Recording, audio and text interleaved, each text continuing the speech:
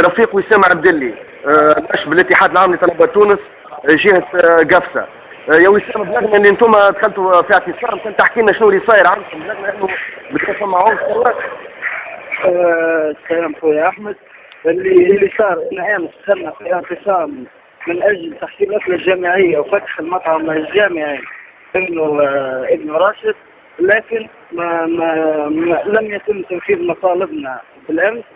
اليوم عدنا من مرانا الا انه المدير يتعامل مع بوليسيه، ثم تم القاء وحده كرموجان في داخل المطعم الجامعي. وفي الحاله في الوضعيه هذه اتصلنا نحن بالحمايه المدنيه، قالت ما نجيش، والطفله هاي قاعده برا باش تموت توا لحد الان ما تم استجاب لا من المدير لا من الحمايه المدنيه. اي معناها تو بالنسبه لكم انتم الوضعيه في المطعم الجامعي معناها رونفور نتاع بوليس ولا كيفاش بالضبط؟ لا، البوليس موجود بالبرا، اما المدير قاعد يتعامل معاهم البرا، هو اللي خلاهم معناها يطيشوا الكروموجان. وتوا الوضعيه الصحيه نتاع الطلبه كلها وضعيه مزريه، والناس كلها معناها تتشكى من رايحه داخل المطعم. ثم معناها امكانيه نتاع اقتحام ما عندكم انتم غادي؟ ممكن ثم امكانيه نتاع اقتحام، اما هو تعامل المدير، معناها المدير حتى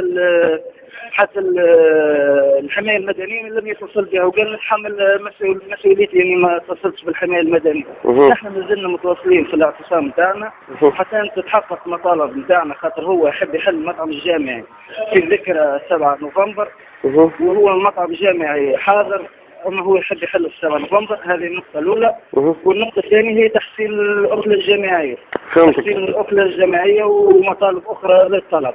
على كل اخويا وسام معناها قلوبنا كلنا معاكم، ونبلغ لكم التحيه وبلغ تحيه للرفاق الكل الموجودين معكم في الاعتصام، ونبقوا على الاتصال باش نعرفوا المعلومات.